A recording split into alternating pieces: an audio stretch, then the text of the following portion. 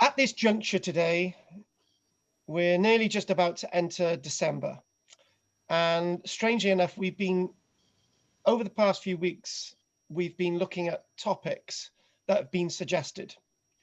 And a couple of people have actually suggested, why don't I look at the Indus Valley people, the Indus Valley civilization?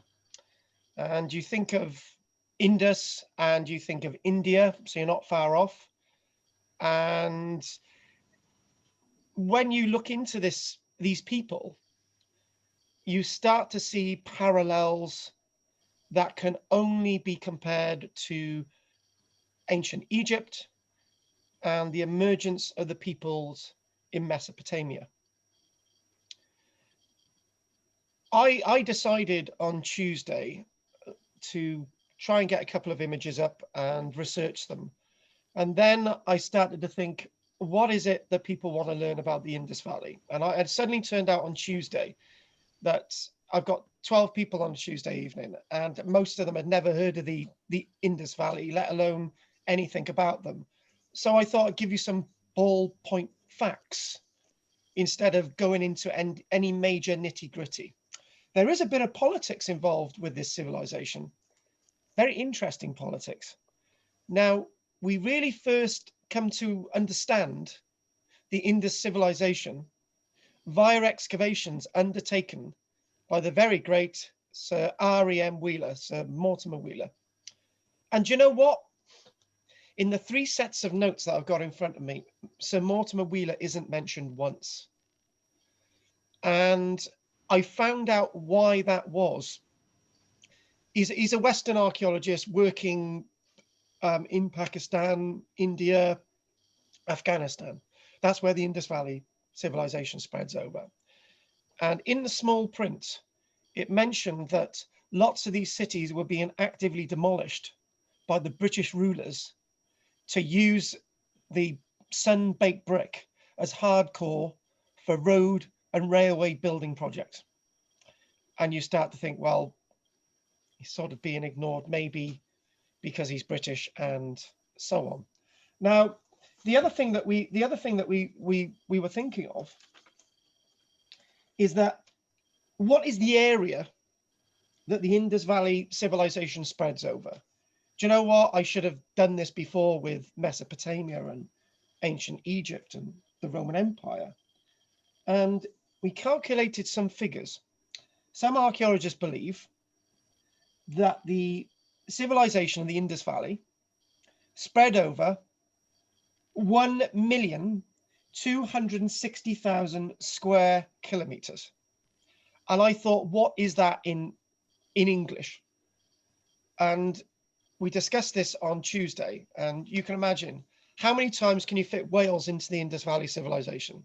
The answer is twice. And then somebody said 3 times. And I said, do you realize what the figures are? 10 times. Nope. 20 times. No. You can fit the area of modern day Wales 61 times into the area of the Indus civilization at its height. 61 times.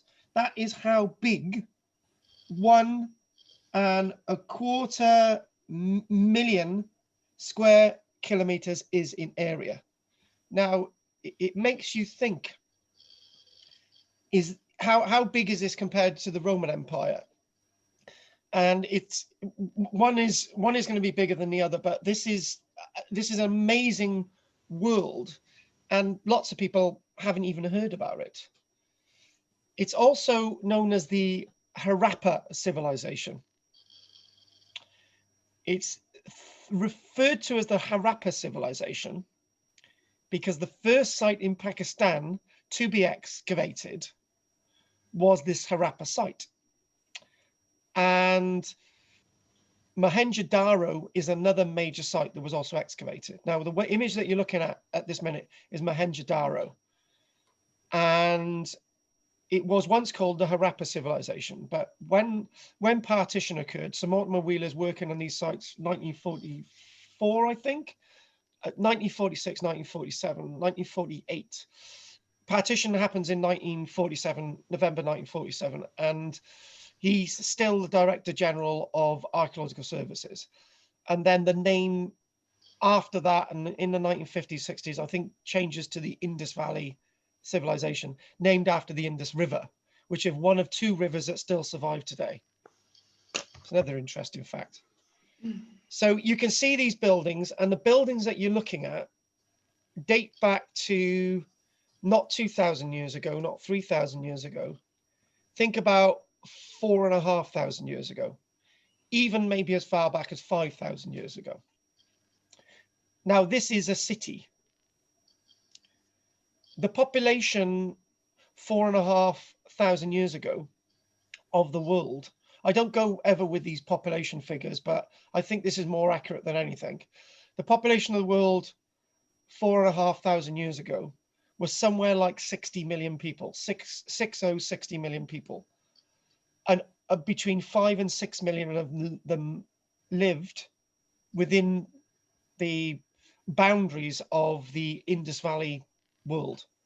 In other words, 1/10 of the entire human population of the planet lived here. And you start to think how amazing that is. When you think about that, the human population of the whole of Britain was probably about 4,500 years ago, was probably roughly around 1 million people. So 6 times more people lived here than they lived in Britain at that same time. And where you have people, the reason why you have large numbers of people is based on what's there. Rivers, resources, technology, cities, irrigation, sanitation. Let's go into the full Monty Python act. This is amazing. And it's amazing that most people have never heard of it. So you can get an idea of the landscape. This doesn't show all of the Indus world. There's more of it, but this gives the core of the Indus Valley Civilization. It says this map shows the location of the Indus Valley Civilization, which flourished. It was at its height around 4,500 years ago. And somewhere along the line, things started to decay. Around 3,700 years ago, things started to fall apart.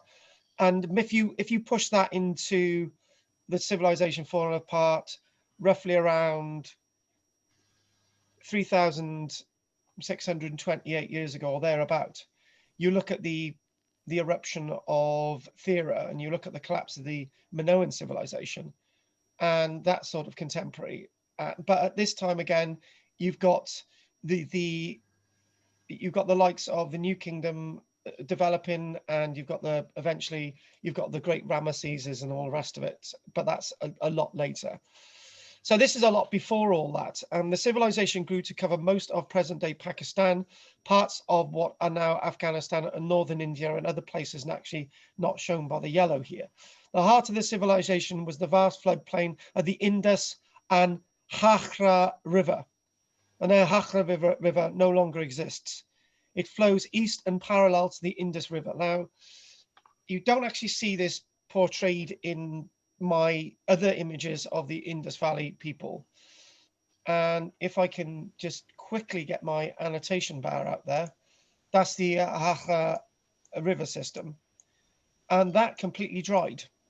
Now, if we go to that date, 1,700 years BC, or the collapse or a decline, it's said that that river dried out then. A huge flowing river like the Indus River dried out. And because of some kind of event. And guess what that event was? There was some kind of volcanized activity that shifted and altered the course of the river and put most of it underground. If you think about that, that's the same thing that's happening with Thera. So maybe just putting two things together, maybe coming up with 4.5. But you might think that big events destroy these worlds. But if you think about the figures and you push that figure 2,500 years BC a little bit further back, that's a world that lasts for 1,000 years. Think about it. It's just like living perpetually in the Norman world since they invaded England in 1066. It's like being within that Norman sort of stage of civilization, still servile and all the rest of it for 1,000 years. But you can't make a comparison with that. You can only make a comparison with the length of time, because the Indus people were much more civilized than the Normans, for example. This map gives you a little bit more of a spread and a little bit more of an understanding where you are. When I showed the other map earlier on, somebody said, where exactly are we? And I said, well, India, you've got the Hindu Kush, you've got Afghanistan, Pakistan, Iran, and then over here, if we put the nice little bit of a cursor in there, let's just put that. You've got the landscape of Samaria, you've got the Mesopotamian world, Babylon, and all the rest of it. And that's where the Tigris and the Euphrates River are actually found, where the red arrow is. So when you think about the Indus Valley civilization there on the right in the brown, and you hear about talk of Mesopotamia being the interjunction of civilized worlds, you can actually start to think that the Indus Valley is also the interjunction of civilized worlds, because towards the east, you've got the Chinese world developing, and then further on over, you've got the Yamon people that we've already done, thankfully. So we know who the Yamon are now, and we know who these people are, where the red arrow is as well. But now we're going on to these other people. And it would be good to know in the break when we ask questions, just be honest with me and tell me if you've ever heard of these people or not. And you wouldn't be the first to say you'd never ever thought they ever existed, because that's what was being said on Tuesday, from more than one person. So the major sites that we look at are really this site, Harappa and Mohenjo-Daro, and this site, Lutha. And these sites themselves are the ones that really spring to mind, and these are the ones that we really know a lot about. Now, we're going to go on a little bit of a journey in a moment. We look at 5 major things that the Indus people are known for. Then we look at some more images, and we look at 10 other key facts. So, but what I would like to do, I read this out at the end on Tuesday. I think I'm going to do it now. If I give you a few core facts of what you're looking at, that might be very, very helpful. So are you still seeing the map, Keith? Yep. Right. Now, just to chuck a few things at you now, it's a Bronze Age civilization. So therefore it's prehistoric, but they've got writing. And the real definition of prehistory is before writing. So, but Bronze Age is a prehistoric period, but they've got writing. So they're sort of... Yeah, straddling both worlds. Yeah, straddling both worlds. That's the good way of putting it. So together with ancient Egypt and Mesopotamia, it was one of the 3 early civilizations that really come to predominance and dominance. And they were very widespread. And if you think about trade and intercourse between 3 groupings of people, this would have gone on quite a lot with trading goods via boat and across land. Sort of think about the Silk Route before silk, that type of thing. It flourished along a river. Now, the real parallel that we can say with Mesopotamia and Egypt is the river system. These 3 civilizations would never have been if it wasn't for the river systems. You can think about the Hittites, being a mountainous sort of different type of people, and much reliant upon their terrain rather than river systems, a different type of people. But these types of people are very much river-based. And the civilization cities were noted for their urban planning, baked brick houses, elaborate drainage systems. And then somebody said, hang on, stop. What's the problem? And I said, how can you have brick houses and elaborate drainage systems made of sun-baked bricks? And I said, you can, because the temperatures can get so hot here that unless you've got water solidly flowing within these baked brick water systems, these elaborate drainage systems can be watertight. Water supply systems. So we're into the aqueducts now. Clusters of large non-residential buildings. We see that with the Sumerians. And new techniques in handicraft, such as seal carving, not sort of seals in the sea, but actually seals for putting your mark on pottery and so on and so on. So seal carvings. Metallurgy, they were great with their copper, bronze, lead, and tin. The larger cities of Mohenjo-Daro and Harappa very likely grew to contain, wait for it, up to 60,000 people, which is quite a wow at that time. So if you think about 60,000 people, that's probably close on the population of Wales and the Isle of Man and maybe a bit of Ireland at that time altogether. 60,000 people in one spot. And the civilization itself, during its fluorescence, really nice word there, may have contained between 5 and 6 million individuals, which is quite amazing. And a lower figure of in the lower millions is not acceptable because there were hundreds of these sites, not as big as Mohenjo-Daro and Harappa, but they were very, very large sites.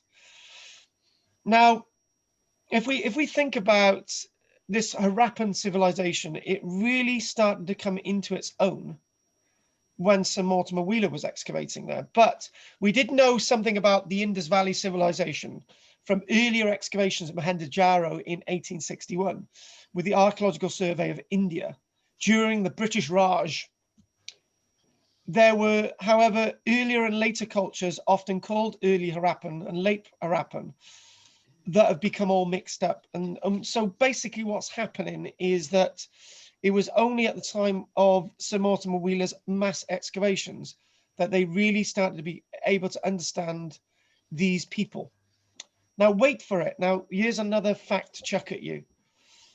The Indus Valley civilization contained 1,000 cities and settlements. 1,000. Now, all of these were communicating. Up to 5 major cities, they're saying, including Mohenjo-Daro and Harappa. And Harappa, Mohenjo-Daro, and 4 other sites are actually classed as UNESCO World Heritage Sites. And I tell you what, if you think that the Muslim Pakistani government treats their history very poorly, you'll be very, very wrong. And the reason why I used the word Muslim there was to basically say that you don't get all, Islamic State is a really poor representation of cultures within the Islamic world that care or don't care for their history and archaeology. The Pakistani government loves their Indus Valley sites. They love them. And they use this as their tourist dollar.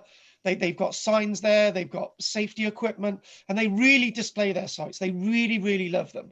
And I've got to be honest with you, hats off to recognizing that you've got a great culture there and they are really pushing it forward. So what I'm trying to say there is it's not in the Islamic faith to destroy their past. It's to cherish it and to display it. Needed to put that across. So really the Indus Valley civilization is very much being put into the forefront under the likes of Sir Mortimer Wheeler. Excavations re-beginning in the 1920s all the way up to 1947, 1948. But there is some criticism in my notes here that what's happening is that the British government at the time is being criticized for demolishing some of the sites as easily used building material to build new railroads and roads. So that's a really big criticism that I started off with. So there's something else as well here I've just spotted on the side of the screen. And lots of people have excavated these sites, and it says that some scholars names have passed into silence for their contribution in discovering these sites, including some people of native blood from India. So it was always that the British archaeologists got the credit for these discoveries, but it was local native peoples in India that were also responsible for these discoveries and the excavation work, as they are doing now. So again, hat off to them. It's always, sometimes when you do lectures like this, you've always got to find the underlying factors. And when you saw the Sir Mortimer Wheeler thing and that being understudied and under portrayed, you start to smell a rat. And in fact, whenever you look at books, British books on the Indus Valley, Sir Mortimer Wheeler's always mentioned. But when you look at other publications, they're actually saying actually lots of people worked on these sites. So, you know, there sometimes seems to be a bias sometimes in British archaeology. But what I'd like to do now is let's go on to some more images and look at these lovely little figures here. Now, there's a clue to one of the facts and figures. It's said that one of the major inventions of the Indus Valley people was actually the wheel. And I know this is a pottery reconstruction, an assemblage for children to play with, or if archaeologists don't know what they were used for, a ritual object. But you can clearly see that there's a wheel being used there. And remember, this goes back 5,000 years. So the invention of the wheel might have been an Indus Valley invention, but then again, other civilizations claim to have invented such objects. And again, another map. Again, all of these maps show a different area every single time. The Indus Valley Civilization. That's known as this. This is the great bathing site at Mohenjo-Daro. And it might not look impressive compared to a Roman site, but that was a bathing area. And the bricks are said to have been so tightly fitting that water couldn't penetrate between the gaps. So they didn't really need to line these either. That's what we're told. There was lining inside them, but the bricks were so tight that water could not impregnate between the gaps between the two bricks. And very finely made. And you can see how that is portrayed. It is very well portrayed. Mohenjo-Daro, there it is. And in many ways, calling it the Indus Valley Civilization is a little bit more helpful. The reason, again, I didn't make it too clear, when it was called the Harappa Civilization, it was because the first major site to be found associated with these people was at Harappa. So hence the civilization was immediately given the name. The prerequisite in archaeology is if you find something new, it's given that locality's name. So say, for example, I found a new civilization in Llantwit Major, I would call it the Llantwit Civilization, when in fact you might excavate and you might actually find exactly the same thing in Cowbridge, and you know what type of problem I would have there. There would be a war between the Llantwit Major people and the Cowbridge people. But jokes aside, wherever a site is found, it's always named after the first locality where that's recognized, like the Neander Valley, Neanderthal man. So again, putting this into to get to Europe, to get to Mesopotamia, to get to Egypt, to get to the other great cultures of Africa and Europe, you've got to go between the Hindu Kush and the Himalayas.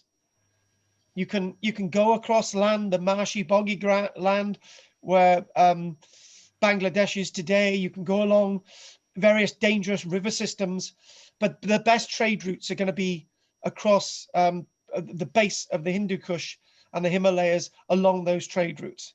And you could say to trade north of the Hindu Kush, but that's not going to be advisable either. And that all takes you into the Indus Valley. So the Indus Valley is at that sense of great interchange.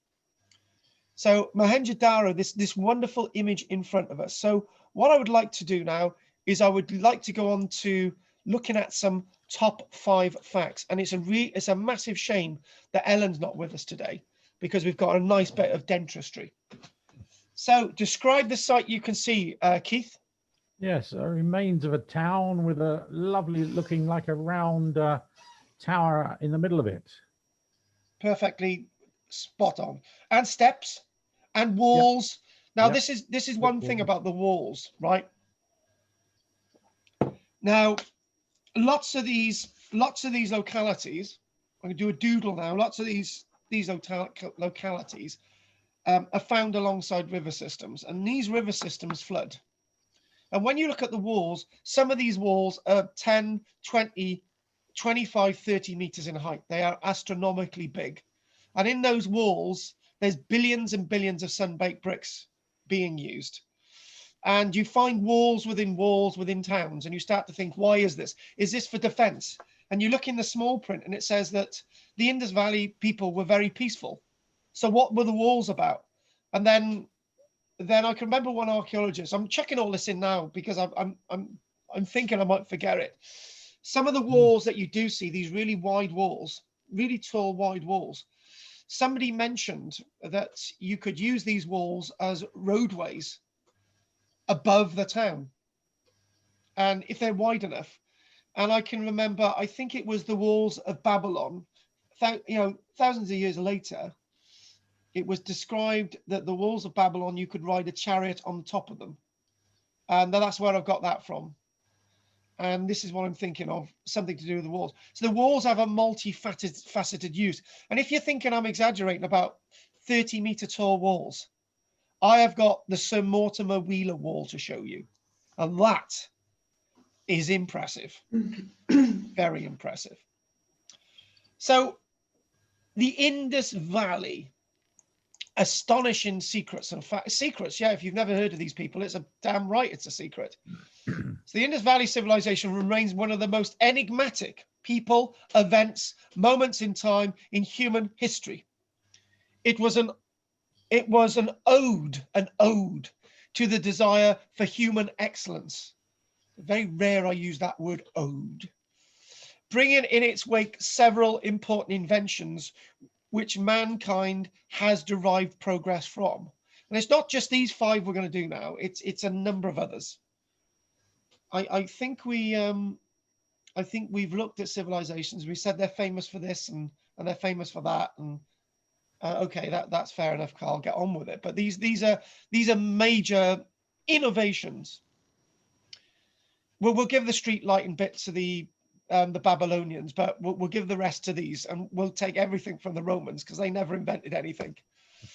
So you see in that wonderful image, and let's just play around with that image just a moment, and you can see the tight-fitting bricks. And I think we joked on Tuesday. We said that I said there were 2 types of people in the civilization, and then quickly one were the people who made the bricks. And I thought, right, I've nothing to say to that, really, is there? And then you've got the people who lived in the cores of these sites as the aristocracy and the upper class and what have a bourgeoisie. And I thought, right, no. But actually, the point is, these bricks are not quantifiable. It's unbelievable number of bricks here today. And the remains are still standing above ground 2,500 years later. 2,000 years after some of these cities started to be abandoned. 4,000 years after cities started to become abandoned. So it's absolutely amazing stuff. And there's probably 1 or 2 cities out there to be found, like Andrew was talking about, some kind of obelisk earlier on. So again, looking at this, you can get an idea of the spread of things. You can get there. It's very much a coastal people as much as it is a riverbound people. The Agra River there, the Indus River there, and it really heads all the way up to the Himalayas on the right, and it heads all the way up into the river systems and the mountain range Hindu Kush in the north. So you have to pass through this land, and the idea that these people are civilized and they're trading and there's no real signs of war makes it a little bit more inviting. And it does say in my notes, and I'll put it in its context now, some people believe that if you've got any hanging gardens of Babylon, if you've got any Garden of Eden, this is it. It supported over 5 million people. So things must have been going right there. I'm sure you would all agree. Everything was there for a people. Forget about rich and poor. Think about civilized. And if you look at this, you can glean where some of these 1,000 cities are and towns and settlements. These orange little dots around the landscape. So you can actually see that some of these little orange dots are out of the hub and core of the Indus civilized world. That's where we're getting the 61 Waleses fit within this landscape. This is where we're getting it. And you can see that if you look at the orange dots, and it's saying, it's also, you've got the purpley blue dots, and it's saying the square purpley blue dots, sites belonging to post-Indus cultures. It's almost as if the Indus people world is abandoned, and then people start building cities later on elsewhere. You can see modern cities like Karachi down in the south there is actually away from these old cities. You can see the likes of Lahore, that's well away from lots of the Indus cities, and Dalai here as well, and Madabad.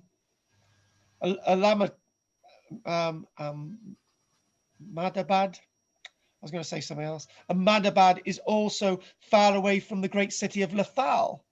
So one reason why these cities, and a point of mentioning some of these cities, is that the old Indus cities have survived and we're able to excavate them because they haven't been damaged by later cities. This is the important point I'm trying to make. This is what I'm saying. When you look at the likes of lots of Mesopotamian cities, the likes of Baghdad is built on an earlier cityscape, and you look at lots of what you see in ancient Egypt, there are later cities built there, so we don't have as much of a complete picture as we see from the Indus Valley civilization. Let's go back to my little notes again. So again, part of that pantheon of great civilizations, and the Indus Valley civilization was spread out over a vast area. It could be said to be a vast empire, the beginnings of vast empire and civilization. And the geographical spread is appreciable, particularly when we consider the fact that all across this immense expanse, Indus Valley settlements exhibit the same hallmark features of their civilization. This isn't people like, this isn't like the Britons wanting to become Roman and they start to build things like Rome. This is Indus people building things like Indus people. This is what's happening. At its peak, the area must have been inhabited by well over 5 to 6 million people. And we talk about measurements and all the rest of it. Now, again, look at this as well. Let's show you this other really, really nice image. Now, another massive innovation, the world's first planned cities. Now, this isn't the likes of Çatalhöyük in Turkey being an early Neolithic town, developing all accidentally, and it builds into this big sort of townscape. This is actually all planned, very, very well planned. And Ellen's just joined us, so nice to have you on board, Ellen. We're doing the Indus Valley. So if you look at this is all planned. So what you've got is buildings arranged around a courtyard alongside the street, and another building arranged around the courtyard alongside the street. This is laid out. And you could say that the parallel to this 2,000 years later could be a Roman city, where Roman cities are laid out in a chessboard fashion. But the other thing with these is there's lots of walls within, there's lots of individual wallscapes within wallscapes, within wallscapes, within buildings, within buildings, within buildings, within buildings. This can't have been planned. This can't have been accidentally cited. This must have all been planned. And And the other reason why I'm saying that is that of drainage, sanitation. So you can only have drainage if you build the drainage first. You can only have successful water systems flowing into a city if the water systems have been put in first and then the buildings put on top. That's the only way it works. And that's exactly what we see in the archaeology in regards to these cities. We see all that inter-responding underground world, which is already there. And then the buildings placed on. This is how we build today. This is how we build today. This is when I was reporting on what was happening at the 5 Mile Lane, and I was saying that they're going to put a housing estate there, I was seeing that they were putting drainage and water systems under the fields at the 5 Mile Lane. And people were saying, Carl, you're mad for even suggesting that they're going to be using this as a building development. And I said, well, why are they putting all this drainage system in? They're putting a drainage system in for what's going to come later. In a few years' time, we're going to have a housing settlement there. And you use that when you're thinking about people in the past. You're seeing that they're putting everything in ready for what's going to go above. I look at these illustrations. They're not absolutely brilliant, but they give you an idea. A typical city would be divided into 2 sections, each fortified separately, as I've said, walls. Fortified, I've said use the word walled because we don't really know if the word fortified sounds like military, so I've said walled. One section known as the central area, the Acropolis area, was located on an artificially raised mound, or you could refer to it as a tell or something, while the other level was on level ground associated with the floodplain. The Acropolis contained the important buildings of the city, like the assembly halls, religious structures, granaries, and in the case of Mohenjo-Daro, the famous Great Bath. And the building that you mentioned earlier on, that great sort of structure in the middle, Keith, was like the Acropolis central area. The lower section of the city was where the housing for the vulgaris, the common people, would have been located. But were they that common? They were quite very much advanced. It was here where some truly amazing features have been discovered. The city was well connected with broad roads. Some of these broad roads would basically go into a city, right? And they would plan it thus to keep traffic from going too fast. So you'd have lengths of road and then they would turn on a right angle. So if you've got a cart, you couldn't go too fast and you'd go on a right angle. You go down another area, you go down another right angle. That's called, that's in my studies with something called access analysis in archaeology. That's controlling movement of peoples in cities. And is there a defensive purpose for that? There might be, but there's no signs that these cities were ever involved in any major sieges or any massive problems for the up to 1,000 years that the civilization was going for. But maybe there's something that we really don't know, like lots of things in archaeology. The houses would have been, so you'd have been going along the street and you'd have had a doorway into a building there and you'd have gone off and so on and so on. So these rectangular squared areas around the courtyard is what you're seeing in front of us. Houses were built with standardized baked bricks. They were all the same size. If you don't have bricks all the same size, you may as well build with any old crap. When you've got bricks the same size, you can have stretcher courses, you can have soldier courses, you can have various basically forms of bricklay in there. But the fact of the matter is, you can have header course wall building because they're all using the same bricks. You can have uniformity of buildings. So you can basically say, right, we're going to have the windows there, and that's where they're going to be. We're going to have the doorways. This is going to be the format, and that's what was built. So this was standardization back then. Okay, we're still grubbing around in roundhouses, and we're going to be still grubbing around in roundhouses for another 3,000 years. But these people were so advanced. And okay, if we want to do a comparison, we just chuck Skara Brae at me and the site at Barnhouse and the Nessa Brodga. You can chuck that at me, and you can say that's organized. These are buildings around the central courtyard. That's correct. Or these are buildings with nice little street patterns and so on. But those are small establishments, and they're not that very uniform actually. But these are very uniformed, And I'm not knocking our early, earlier periods of settlement and prehistory in Britain. I'm just trying to make a comparison, what the difference is between us and them. Some of the bigger houses even had, and the other massive thing as well, as I mentioned stairs earlier on, you need stairs because multiple story buildings. And you know, when we mentioned about the Yamon culture, multi-story buildings, these people have got multi-story buildings as well. So you think, again, innovations. In fact, I think I've done more than 5 actually so far of great fascinating facts. And I've still got a couple of things to do from this section as well. So let's just move on a little bit more. Let's just, ooh, look at that. What are we looking at? What is this? But before we go on to that, I want to show you, hang on, if we go, that's for Ellen there.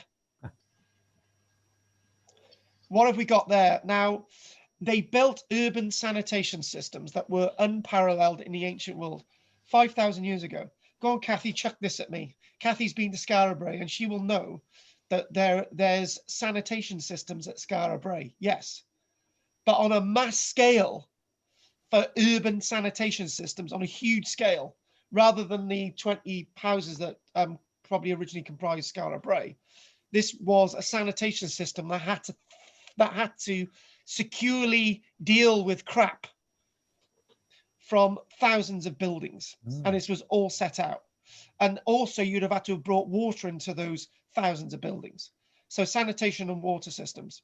A unique aspect of the Indus Valley municipal systems was the attention given to and the sophistication involved in this wonderful system. And listen, every house had an individual well, a separate drain connecting to the drains in the alleyways, which connected to the main street drains, all of which were covered. Not open drains, covered drains. The street drains had descending levels so as to enable filtering out of crap.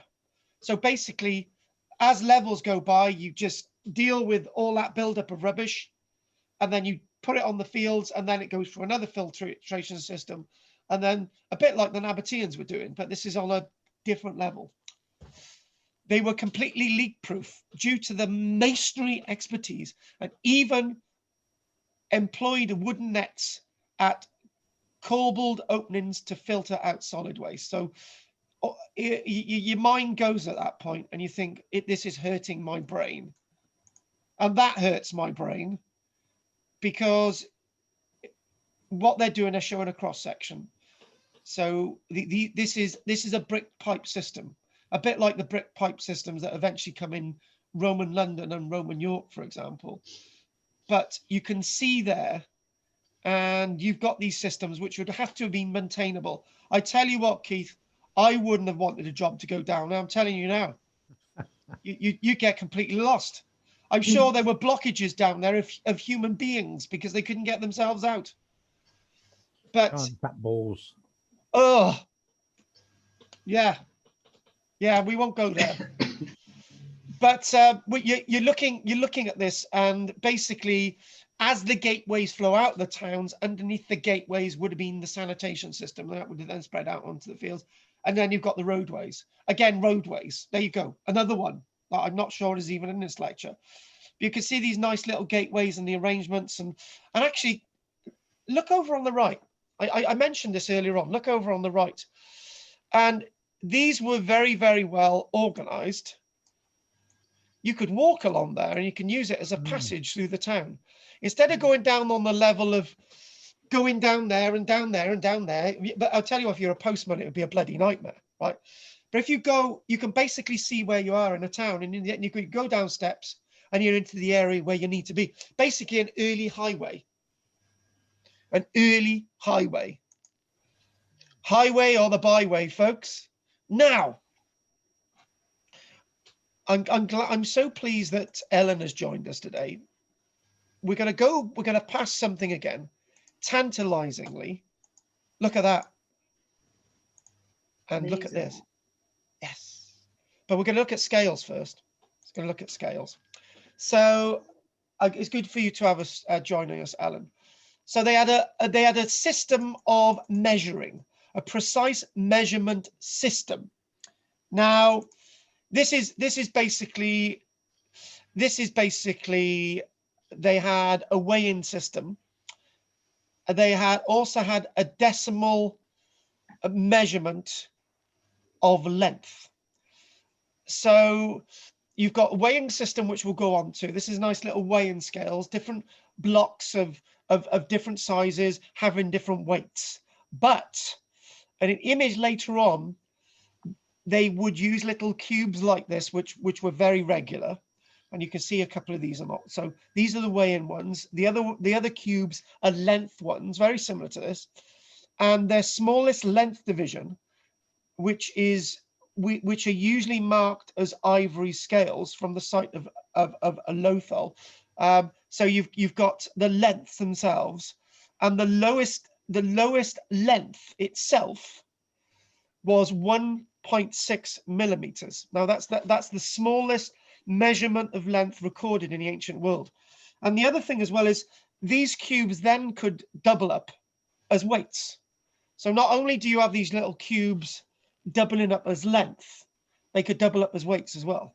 So you've got a length and weighing system. This is why we're showing these cubes now with the scales. A length and weighing system and a cubic area system as well, all using the same cube. And I think that's absolutely amazing that our Bronze Age people could actually think of anything like this. Absolutely amazing, astounding, going back nearly 5,000 years ago. And when you think about that, that's absolutely brilliant for stage. And this was more or less uniform across the 1,000 sites that we're talking about associated with the Indus Valley. Oh, God. Probably need a break soon, but doesn't that look great? Do you know, we had... I was going to chain somebody down to one of the chairs here on Tuesday. And I was going to say, right, I was going to get a pair of gloves on. And I was going to say, right, how do we keep the mouth open and drill in there at the same time, try and get a roller in, and have a little practice going out. Oh. And I thought, well, there's only one way this is going to work is if you've got some kind of, if you're using some kind of an opiate to put somebody out. Because you don't want them moving while this type of drill's in action. And this is the earliest form of a dentistry drill found in the world, and that's how it was found. Obviously, without, I'm not sure the leather bit was found there, but this is a dentistry drill. And they've actually found these. So these people who were performing some earliest forms of dentistry, yeah, there is evidence of other forms of dentistry at this time, but not of this level of advancement. And then we've got a bit about what would they use for filling. And I'd say, well, that's quite easy. You might use a limestone dust. And if you mix that with a tree sap, like a resin, and you can fill in there, and that's going to be your filling. These people had it all. I've got to be honest with you. They must have had some levels of antibiotics, and they must have used they must have used some kind of opiate to put people out under the drill. Because, you know, even though when I was a child, I had an operation that cut a number of my the nerves at the roots. I'm not sure what they exactly did, but I can have things done to my teeth without any injections or anything. However, these people would have needed something, because I'm sure that would have been very painful. I'm trying to keep somebody whilst the drill's in there and this is going out the hole. That's not going to work. So early dentistry, they knew a lot more then than we did, probably up until about 100 years ago. That's when dentistry probably caught up with this type of dentistry that dates back nearly 5,000 years. So the other thing as well is they knew what this was, because they actually found the remains of two individuals near another site called Mohenjodaro in Pakistan, Mehrgarh. Look that up on the internet. The remains of two men were found and made the discovery that the people of the Indus Valley Civilization had they found that their teeth had been drilled. So that's some bit of evidence.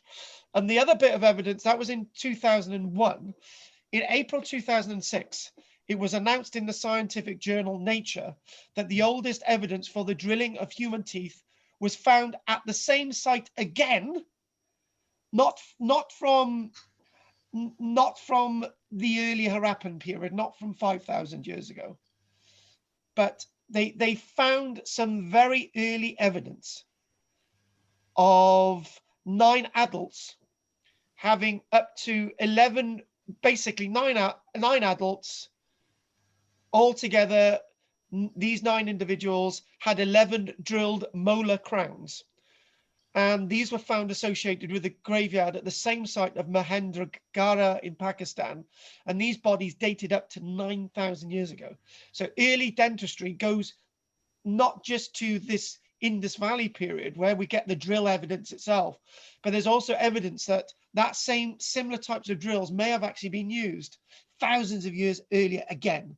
So we got the earliest forms of dentistry, some of the very earliest forms of dentistry coming from this civilization and beyond to up to 9,000 years ago. I thought that was absolutely amazing looking at that. And we'll try it out on somebody else as an experiment.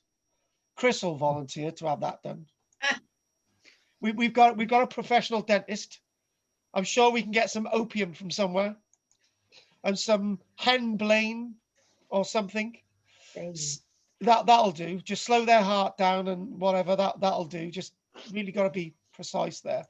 And the other thing as well, before we go on to the break, is that we've got this early evidence of, we've got these open pools. They've got bathing and that's being shown. So what we're going to do, we'll go on to that after the break. So I'm sure Ellen's got a few things that she would like to say.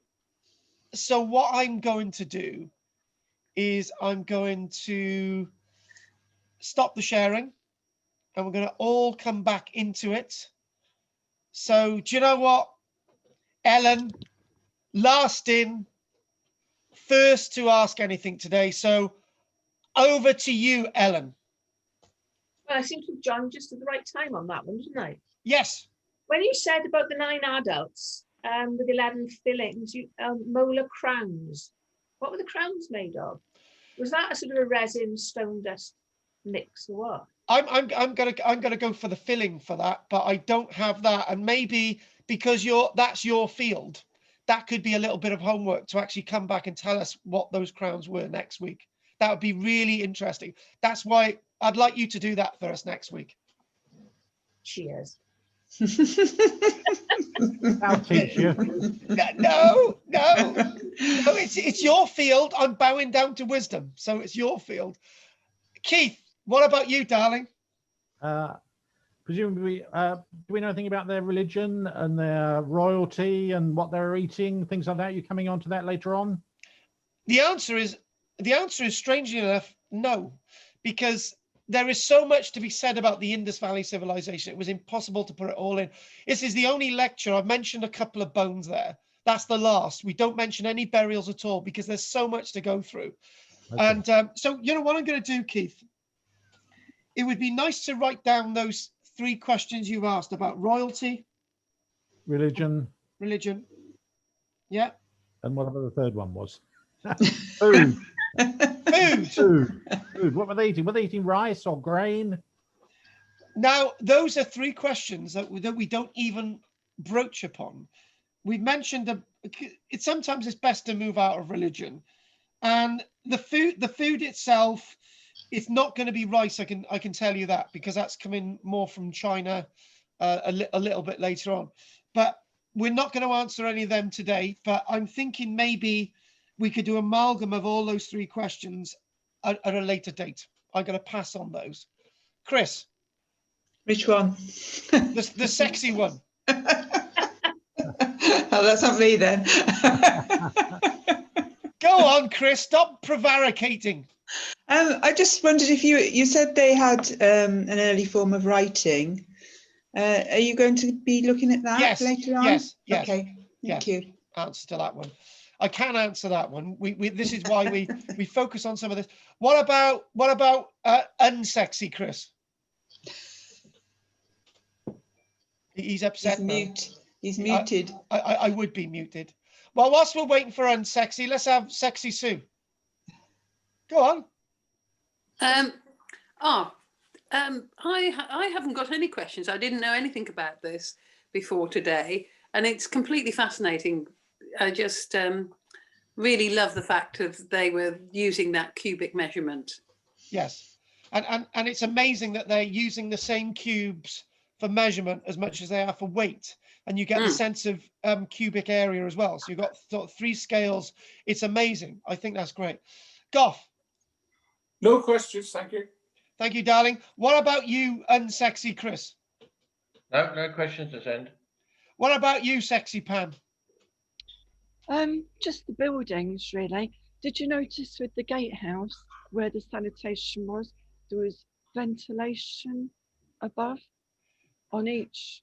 Actually, that is one thing that we look at. Yeah, we do look at ventilation. They positioned their buildings so that they could get the wind flow, and this is why everything had to be planned. Yeah, so yeah, that we will be looking at that. Yeah. Also, tall buildings. I know you said they were wide roads, but perhaps a bit close together. That would indicate that the weather, that's not the right word, I know, was hot in those days. Yes, flat roofs, hot. Yeah, climate. Yeah, it would have been hot anyway. But you're talking about, with flat roofs, you're able to do so much more. You can grow things on a flat roof. So there's talk about one site in the Holy Land of them finding evidence at one village of beehives, bee bowls everywhere. And they say, why is it each house had a bee bowl? That's because they're producing their own honey. And it's likely not that we've got bee bowl evidence here, and I'm sure we would have if we excavated some sites, but that would have been on the roofs. So everything's going on the roof. Communal stuff is going on the roof, in the central courtyard as well. So this is more area. Unfortunately, with our houses, we've got all this roof space that we don't use. We are using the solar panels now, but there's a lot of wasted space. And yeah, good point. So finally, let's have the Muggle brothers. Come on. Unmute. There we go.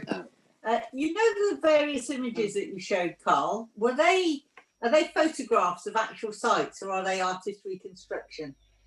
They're photographs of actual sites. They're not obviously. But hang on. What's happening? What's happening is some of the walls have been capped, but most of what you're seeing is actually what you're seeing. The good thing about baked brick is that it's flat, and you get linear. So they do excavate walls that are as it is, but naturally, some of these are capped, just like the remains are capped. But most of what you're seeing is what is there. But they have had a lot of damage caused by the ex-British authorities. Anything else from you guys before we have a break? Yes. Reasons why the modern towns are not in the same places is because the Indus has changed its course and used to run a lot further west. Correct. Oh, thank you. And are you going to go into detail about the finds in Merjar or Murgar or however you say Mohenjo-Daro. No, Murgar. No, I'm not. No, I'm not. No, that's going to be left. No, that's left to Ellen as part of her homework. No, but the site shows earlier, 2,000 years before Mohenjo-Daro and Harappa remains underneath. I did actually say that they were looking at other sites, and that lots of those sites got confused when they were excavating them in 1861. But we're not looking at that site because that's not coming under the umbrella of the Indus civilization. Do you know, I've got so much, I'm like a politician today. I could just say it's not part of my lecture. It's called the early Indus. But not the Indus Valley civilization as we're doing today. He's not doing it. I'm not doing it. Do you know what, right? I got all the answers today. I am better than all of you except all of you, and I'm not better than Ellen because she's not going to let us down next week. And the other thing I'd like to say is, Carl, what is the best site if you were to go and visit it? What's the best site to visit? Mohenjo-Daro. Right. Okay. Is that the one that the picture you showed? That's the one with the bath. That's the one with the building. That Mohenjo-Daro. That's the first one that they're looking at. Mohenjo-Daro. Yes, definitely. Right. Definitely. Thank you. And can I just mention, anyone interested in my little walk on the 8th? Oh, God. Oh, just say, yeah, Jimmy's. Yeah, possibly. Yeah. Yes. All right, then. Wednesday. Right, so we've got Ellen. I think I don't. Jim. It's a fortnight. Karen. Tuesday. Yeah. Tuesday this week, fortnight. Anyone else? Then the Tuesday off. All right, okay. Well, that's the 3 of you. You can let me know a bit next week. I've got to speak to my son now, and I will be back. I'll be back. And what I'm going to say, right, is we're going to mute everybody in Andrea's house because they're too bloody loud. Charming. No, actually, and since Andrea's bought a computer, you guys seem a lot more calmer, so I'm going to keep it on. I'll be back. I'll be back. All right, we can't talk about you then. Hey, I'm going to be talking to my son, you witch. I'll speak to you soon. What is the point? I'll mute it.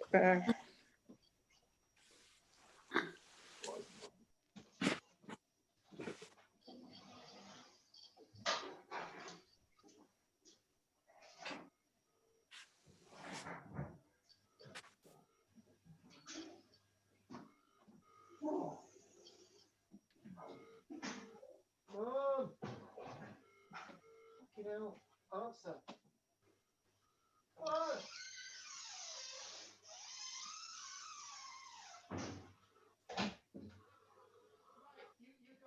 You've got 10 minutes of my time. Now, what is right? Shut up and tell me what the problem is.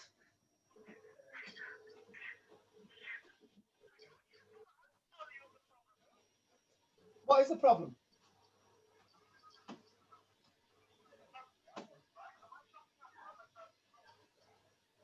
Just tell me what's happening. Tell me.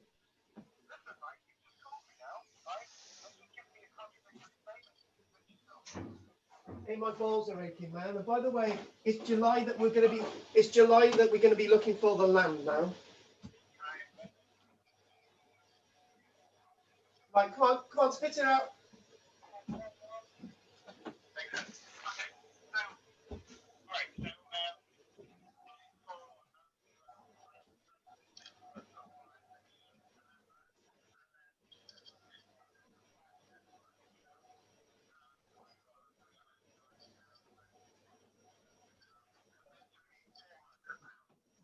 Right, okay. Okay, yeah.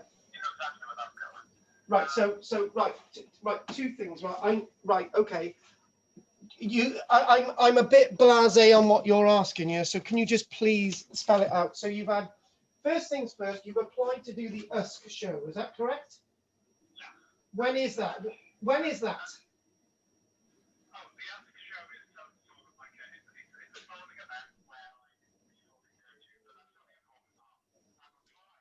Yeah.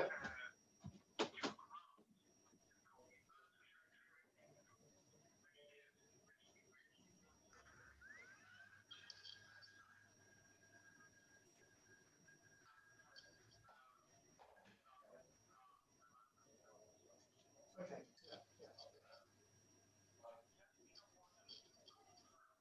Yeah.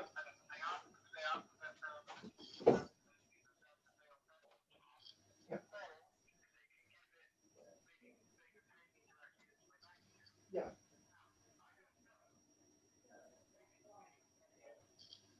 Right, okay, listen. As you know, I'm an expert at this. As you know, we've been awarded 4 grants this year, right? And yeah, we've had other business grants in for Archaeology Cymru, right? And this is why this is why I'm keeping things under my lid at this minute, right?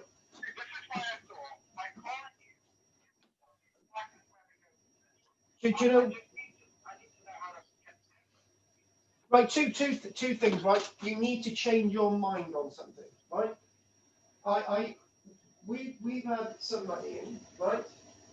And I have decided to earmark that for what it's for, right? Now, instead of just taking the money and using it for everything else, right? It's earmarked, right. So what I'm thinking, what I'm thinking is, well, what I'm now, wonderful articles of the week. Now, I haven't even looked at these. Hen adoption charity steps up against a chicken run foul play. Is that meant to be reading this? I don't to do know. with chickens? Can't remember. That's not to do with archaeology. What's on the other side? Nothing. It's basically, you sent me an article about chickens. The number of chickens requested chickens. from Fresh Start for hens during lockdown as demand went absolutely crazy. Well, that's not actually archaeology. That's not a good start. Will be when I dig up the bones years from now. Shut up. Humanity's small-brained cousin from 2 million years BC. Archaeologists exploring a South African cave system have found the well-preserved skull of an ancient human-like creature that roamed the planet at the same time as Homo erectus, mankind's direct ancestor. The 2 million-year-old skull belonged to Paranthropus robustus, a small-brained member of the human family tree, just like people who live in Landswit Major. The discovery of the skull near a cave system at Johannesburg in 2018 contributes to the understanding of human evolution. The skull, which was painstakingly reconstructed from hundreds of bone fragments, was discovered by Australian archaeologists. Paranthropus robustus existed at the same time as Homo erectus, but these two species are vastly different. Homo erectus had large brains and small teeth, and Paranthropus robustus with relatively large teeth and small brains. Sounds like a Barry person. Barry, definitely. Yes. Represent divergent evolutionary experiments. And I think that's really useful on that. We've been looking at Peking man recently, and we've been looking at Australia, and we've been looking at all the other hominid species from Germany. I think that's really useful. Now, these creatures, is said, were small males, were thought to have been around 3 foot 9 inches tall and to have weighed 120 pounds, while females were about 3 foot tall, weighing 3 foot 3 inches tall and weighed around 90 pounds.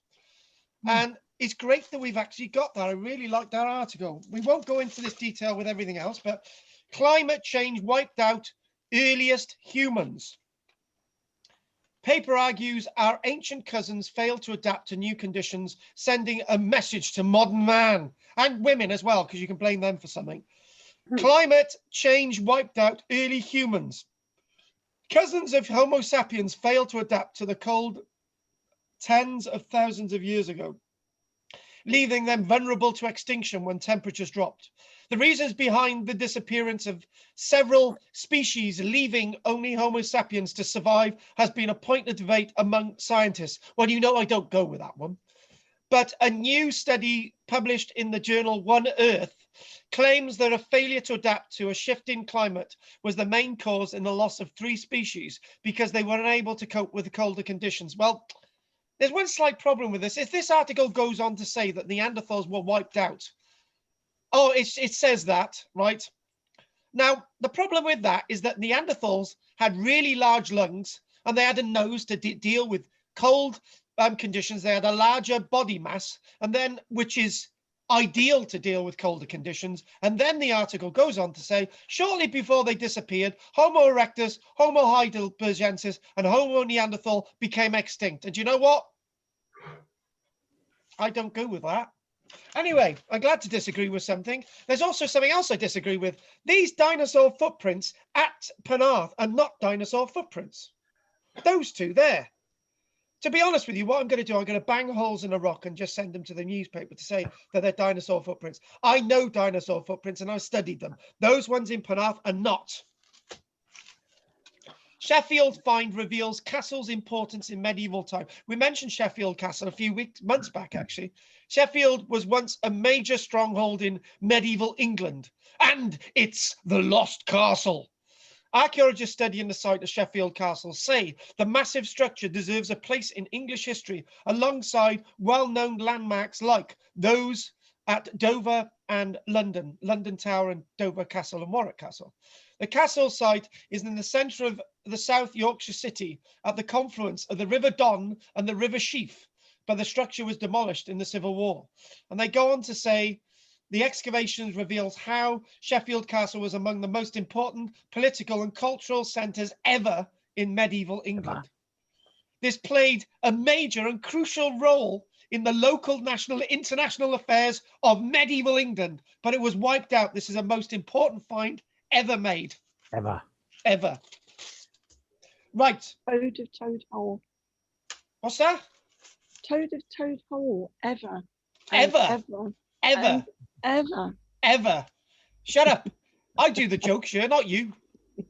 Just getting you going. Yeah, that's good. That's getting me going. By the way, we've decided we're doing lots more acting on our Ghost Walk. So next year when we do a summary one, I'm just going to turn up in a loincloth. Mummified animals that lived in ancient Egypt have been given micro CT scans, allowing Egyptologists to analyze for the first time how they interacted with humans and circumstances of their death. Experts from Swansea and Leicester University's X-ray micro CT techniques. The scans showed evidence of young teeth hidden within the jawbone. The team concluded that the cat was a 5-month-old kitten. Aww. Analysis of, there's a snake here, bit like you, Keith. Analysis of the snake's bone fractures shows it was ultimately killed by a whipping action. And they mummified it. God, the ceremony was typically carried out on dead humans, but this was carried out on snakes as well and other animals. And evidence on whether the opening of the mouth ceremony was ever used on animals is disputed, with some arguing that the procedure was performed on mummified animals to allow them to act as a middleman between gods and the deceased individual. So basically this thing about opening the mouth to allow the soul to depart and all the rest of it. And they're looking at various CT scans of various animals. And anyone seen this? You can now be laid to rest in the reconstruction of one of these burial chambers. This is the one at this is the new round barrow at Corscombe in Dorset. Is only the 5th tomb of its kind and has recently opened with 990 niches to hold urns containing ashes. And so Keith, that would be great. I tell you what, Keith, you're next to go. So we'll put you in one of these and we'll have a wonderful ceremony. Yeah, I'll be in the middle. Yeah, we'll have libations, all sorts of things, Keith. Yeah, and orgies. Well, no, that's just for Just for you and Kathy, yeah. Just for me and Kathy, yeah. And finally, what we're going to do is Ice Age man could take 5 breeds of dog for a walk. Now, this is appropriate. Man and dog and woman and hermaphrodite have been best friends for so long that by the end of the Ice Age, there were 5 different types of dog researchers have found. Diversity among dogs first developed while humans were still hunters. After molecular evidence that showed all dogs descended from the grey wolf Cecil around 130,000 years ago, the new finds have shed light on how different lineages developed. Dogs were domesticated around 15,001 years ago on the 15th of October and spread across large parts of the world within 4,000 years. We can see in the genomes that by at least 11,002 years ago, they had already started to diverge into distinctive lineages, 5. So this is all about the Northern Hemisphere. He said it was still a bit of a mystery how dogs dispersed so rapidly without any large-scale human migrations, but they nonetheless developed different genetic profiles on different continents. Scientists also found that dogs have less genetically diverse throughout Europe, with ancient European animals having displayed much greater diversity than dogs today. By the end of the Ice Age, we're looking at a great diversity. But you know what? One thing I'm disappointed with this article It doesn't actually show you, it doesn't actually tell you what dogs, what type of dogs that they had The back then. Is were, it yeah. similar to a bloodhound or these types of things? A Chihuahua. So a Chihuahua. Something to look at if you're interested in how dogs developed is the Siberian silver fox experiment. You know, it's been going on for about 6 decades. You know it? No, I don't. Oh, it's something to look at. You'll find out lots of information about it. But it's about silver foxes that are kept just so that they can only ever breed with other silver foxes, and how they change when there's human intervention. Right. But you know, it's very interesting. So basically, do they get like more friendly towards humans? What happens? Well, they divided up into aggressive, neutral, and fearful. Yes. The neutral ones are the ones that change, not the aggressive and not the timid. So the ones, so they change to like humans. Yeah, they become friendly, and then the most fascinating thing is that they're all silver foxes, but then their coat colour changes, the length of their tail changes, the length of their legs change. You've got to look it up. It's and they start to bark. Right. So on that note, thank you for that. Can I just mention as well that if anyone is interested, on a Wednesday evening now, we're going to be looking at comparisons of Roman sites across Cumbria, Cornwall and Orkney, and that's going to be every Wednesday evening starting next week if anyone's interested. If so, let me know at the end. It's a 1-hour course that we've been doing on Wednesdays, and Goff would thoroughly recommend it, and Ellen. So anyway, let's go back to it. Anyone wants to have a chat about that, have a chat to me at the end, and Pam does it as well. So again, lots of these things, if you need a bit of chime, let me know. So I've just got Keith now, and I've got Goff. Lovely Goff. I like Goff. He's a very nice boy. So I'm gonna see where we are now. I'm just seeing why we're not screen sharing a Mo, and put that up there. Do that and share screen, and we look at bingo. What are we seeing on the screen, Keith? Oh yes, another site. Yep, nice pool, is it? Nice Yep. pool or something. This is the Great Pool, and this is at Mohenjo-Daro as well. Lots of the remains come from this site at Mohenjo-Daro. So what I'd like to do now is look at other little bits about this world. And the Indus Valley civilization, you could say, is something that we could very much learn a lot more about. You know, we mentioned, let's get into this. We mentioned in the break about what about the royalty, religion, the food, what about these other sites? And to be honest with you, I've opened up a hornet's nest of people being interested in this landscape. And what we do see is that Kathy's right. The mature Harappan period, which is, in other words, the Indus Valley culture that we're talking about now, could date to around 5,000 years ago, at its height around 2,600 years BC, 4,600 years ago. And then we go into various different stages, a bit like the Yaman culture. We look about the later Harappan period and all the rest of it. And then by roughly around 1,700 years BC, as I've mentioned already, things start to go wrong. And then by around 1,300 years BC, Kathy's right, as always. She's never wrong. These rivers, the river courses change, and the Indus and the now lost river changes this world forever. And what happens is lots of these cities are abandoned forever. So the Indus, just before we jump into anything more now, the Indus Valley people were literate, had a language, and the one thing about their literacy, the one thing about their writing that they left behind, for one reason or another, we cannot still understand the writing that they left behind. It still hasn't really been completely transcribed. which is really unusual. You know, we're able to start looking at linear A and linear B in connection with the Minoans, where we know hieroglyphics, we know lots of other languages, but their language we're struggling with. We understand lots of the cuneiform as well, and that's going into sort of contemporary as well. So an extremely sophisticated and technologically advanced culture of its time is evident throughout the Indus world. The cities that were built by them were absolutely amazing. They were amazing, and the remains left behind show you that amazing landscape.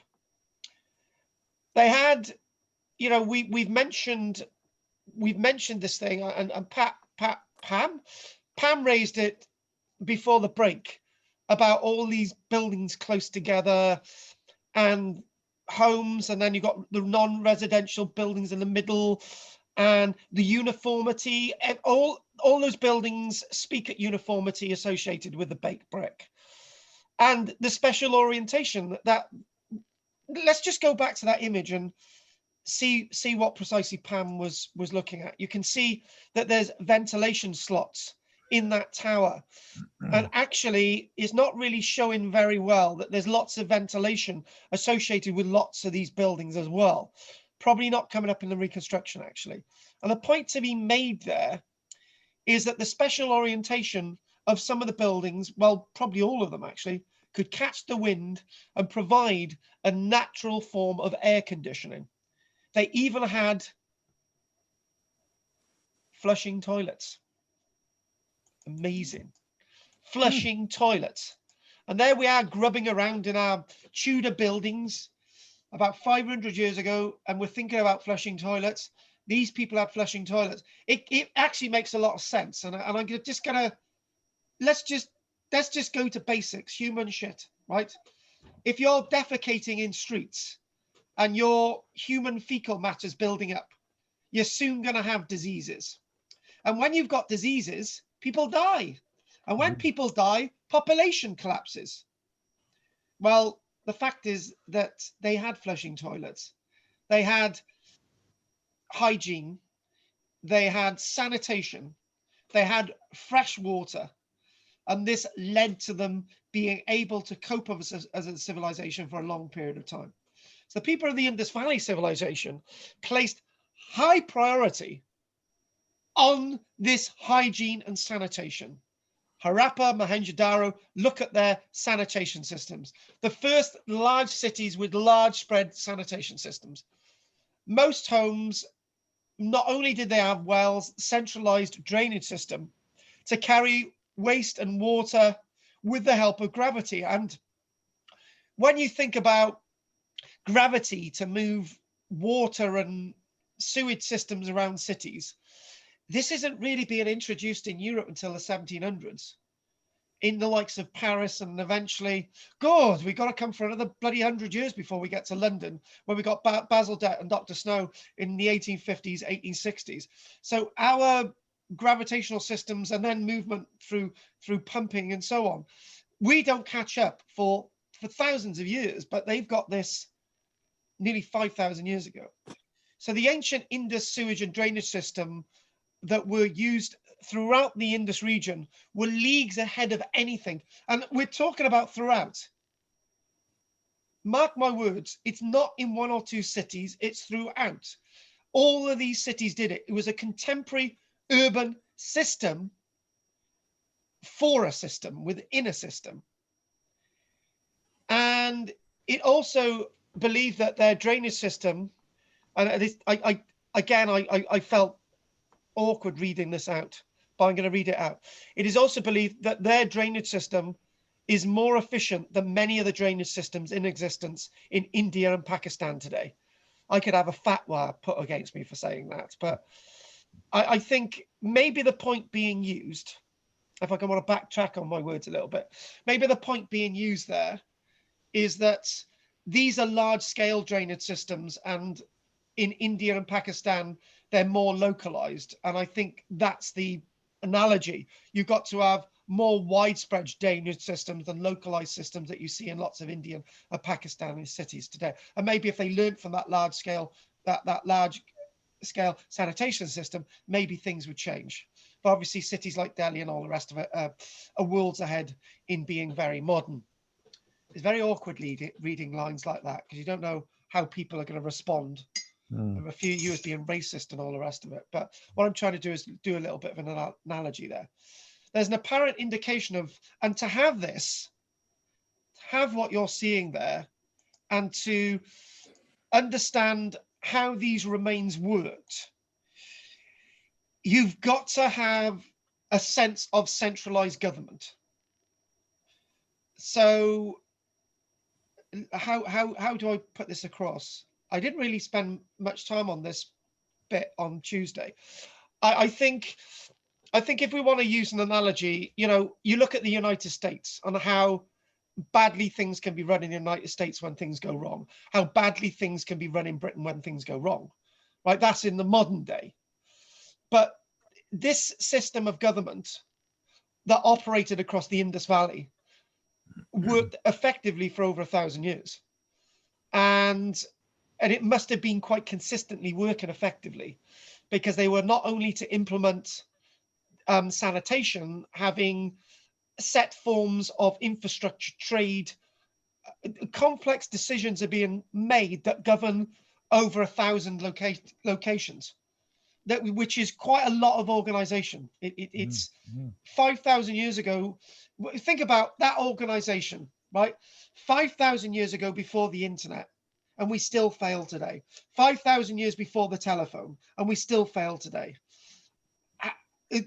We've got a very good postal system today, I must admit. Maybe their system back in the day must have relied upon runners to get people coordinating to do the right things in all these cities, edicts being read out. Construction of cities was highly uniformed. Again, that word grid pattern. They probably didn't have a monastic system that we can see sometimes exist in the Western world. Was it a democratic system? Was it a communist system? If it was a monastic,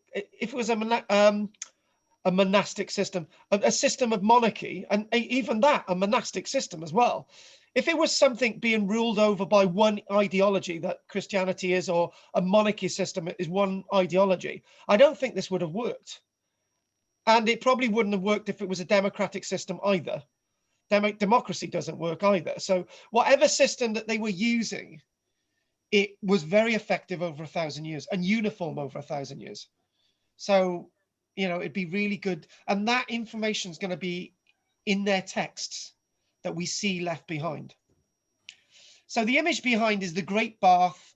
They used to make these great baths. This is the Great Bath of Mohenjo-Daro. One of the most captivating things about the Indus Valley civilization is that the largest built structures weren't just temples, were actually baths. They had large bath-like buildings. And if you think about contemporary with ancient Egypt or the Mesopotamian world, instead of focusing on great temples, they're focusing on their bath buildings, which is probably again leading to their longevity, where people are very hot on their hygiene. Now, it's not unreasonable to think that hygiene is very important. It is very important. And the Hittites coming 1,000 and a half years after them, the Hittites themselves were bloody high on their hygiene. If people didn't wash their hands before they prepared food, they could be executed. So water hygiene, we can see the parallel there between these people and the Hittites. Very important there. So this bath itself, it's not massively big. It's 11 meters in length by 7 meters wide, a depth of 2.5 meters, and stairs leading into it, entry points into a pool. A hole was also found at the end of the bath, which might have been used to drain water into it. The floor and walls of the pool were watertight, not just only by the use of the tight conflicting bricks, but they were also watertight because they actually used a gypsum plaster, which set, and therefore it was completely watertight. So it's more to try and sort of keep the water in, then it wouldn't have had much effect on the masonry, or would it? It would have had some effect. So I think the water, trying to keep the water in there is really important. They were able to do that. The sides and the floor of the pool were covered with a thick layer of waterproof tar as well. So they used bitumen, and we see bitumen being used in regards to the people of Mesopotamia, where when they're building Mesopotamia, if you can remember, in the Sumerians, you've got bricks, bitumen, bricks, bitumen, bricks, bitumen, bricks, bitumen. They're actually using it for linings. That's brilliant. So they're using bitumen before we've ever even smelt it. You know, it's amazing. So what were they using these baths for? Well, why is it debatable? Some people debate that it's for religious reasons. So why can't people just bathe themselves? And anyway, let's move on from that sort of little thing. Now, the other thing as well is not little thing, is a major thing. God, how dare I? And you can basically see, whoever asked the question earlier on, what are we looking at? Is that as it was when they excavated it? Actually, if you look at the images of some of the excavation, you can see that when they're excavating them, the buildings look pretty good when they come out of the ground. So you can get an idea that there's a lot less reconstruction and conservation than you might think. Interesting. And look at these wonderful statues.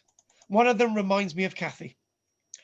Now, these wonderful figures, again, illustrate their sense of being very skilled craftsmen. That is a bronze in the middle there. The engineering skills of Indus Valley people were remarkable. They developed some new techniques in metallurgy and produced elements like copper from the oxides and bronze, lead and tin. So where we say that they were in their Bronze Age, they were very, very advanced. Various sculptures, seals, the seals that we'll come on to, pottery seals, stone seals as well, vessels, various pottery, gold jewelry, anatomical detailed figures like these ones in front of us have been found on various archaeological sites: terracotta, bronze, gold, and a material known as satellite, which is a stone called satellite. Those people had mastered many crafts, including shell working, ceramics, agate, and satellite bead making, and faience beads as well, and enamels and all types of things like that. They were also obsessed with ornaments like necklaces and bangles, which is evident on some of these ones in front of us. The hell was that? Which is evident in lots of the areas of the culture of the Indus Valley. Some of these crafts are still practiced in the subcontinent today. So what you're seeing today is being still practiced in some areas today on the subcontinent. From this early level, I'm just going to cut somebody's mic a minute. He's a very naughty boy. Do you see that? He was texting. We won't mention his name, Goff. Don't worry about it, Goff is fine. So these extraordinary craftsmen could be said to give us some of the very earliest portrayals of women in various forms and dancing. There's also male figures. Some historians called these crafted figures as highly developed at the time. And when you look at them, they do look very developed. I really like that figure in front with all the bangles there. And I like the way that you've got a hang around the neck of this woman with her breasts along either side in the terracotta form there. These are very, very lifelike figures. I really like that figure in the middle. And again, very highly skilled craftsman, anatomically very good, actually. And I decided very much that I would try and fit as much as I could into this today, but we've fallen down with some other areas like religion, food, and burial. It's one of the only lectures where you got a massive civilization. I don't even discuss burial. So these are those seals. Now, lots of these are sun-baked.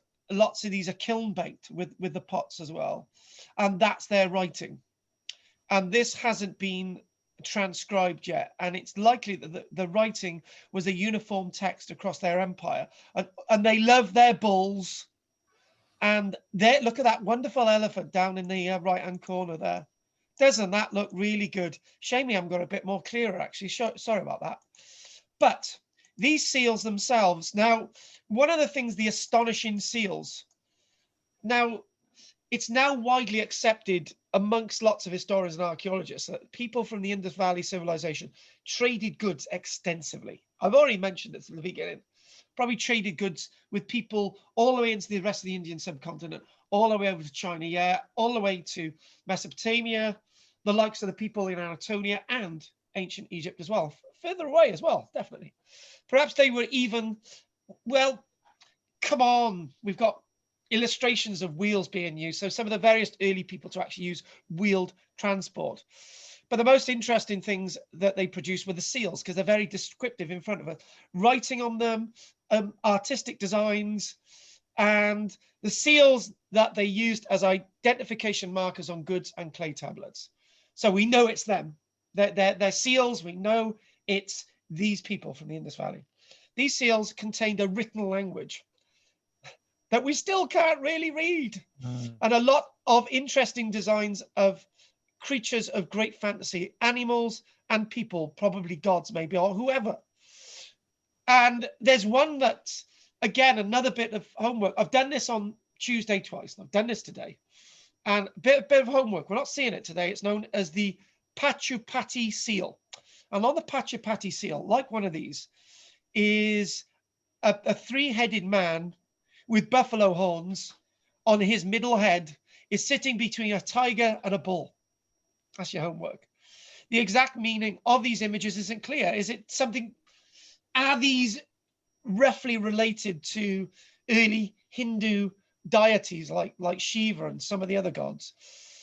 And when we look at these designs, with some of the human designs, it's almost as if they're showing people in meditation and in different poses and so on and so on. Now, here we go, Keith. What are these? And they're about the size of an old 5p piece. Are actually between the old 5p piece and the modern 5p piece. What are these? Are they flat or are they round? Concurved on one side, flat on the other side, with a drill hole through them. With some kind of amulet or something worn around the neck. I don't know. Close. What didn't we see on costumes until around the Tudor period, which we take for granted today? Right, buttons. And buttons, things bingo, like that. buttons. They're buttons. Right. These people invented the button. Wonderful. Very interesting. And the other thing as well is you can see the uniformity of the buttons at the top. They've got like a bull and there's like a symbol above it and so on. So they're discussing that, you know, we had a little bit of a debate on this on Tuesday, and it said, how would this be fastened? And I'm saying, well, when buttons started to be introduced in the medieval period in Britain, what you would do, you'd put the thread actually through and it would be looped on, and then you'd try and use it to fasten. Or then you might have a toggle effect that you might put a thread through it, and you might base it into a ball to stop it actually going back through, and that might actually be used as a button that way. Different ways of interpreting this, different ways. You could actually say this is more of an ornamental button, but nevertheless, they're described as buttons. Thousands of these being found, the button being an invention. Pioneers of the button. So an invention, and something that we take for granted, but something that we discovered in regards to these Indus people. We're talking about the age when the rate of innovations was much lower than the modern time today. But nevertheless, we've got innovations. Now, when we talk about innovations today, we're getting new things being being invented every week. But back then, the innovation of a button would have been a revolution. But we don't really see the button as an innovation, as something being mass used until about the early 1500s, 1600s in something like Britain, and until the Industrial Revolution. But these are very much around in the Indus Valley Civilization. So they developed the button. Was it ornamental? I think it would be bloody practical, surely. Made out of pottery, bone, faience. Faience is a mix between a bit of an enamel and clay, really fired at a very high temperature. And these are very much like that. They are pierced into them, attached by thread, And the earliest buttons, we do believe, come from the Mohenjo-Daro site. Now, not a silly question to ask, what would be the site to really look at if you're ever visiting Mohenjo-Daro? It's probably be safer to visit Mohenjo-Daro than Harappa or any of the northern sites, to be honest with you. Mohenjo-Daro, because there's so many firsts there, baths, these buttons and so on. And also, sorry to sound up a bit faster on this one, there's also the earliest development of something known as the step well, basically steps leading into a well. You might take it for granted, you dig a hole in the ground and there's water springing up. Do you just always chuck a bucket in there and bring the bucket out? But if you put steps in it, you can just go down, take the water out and go up.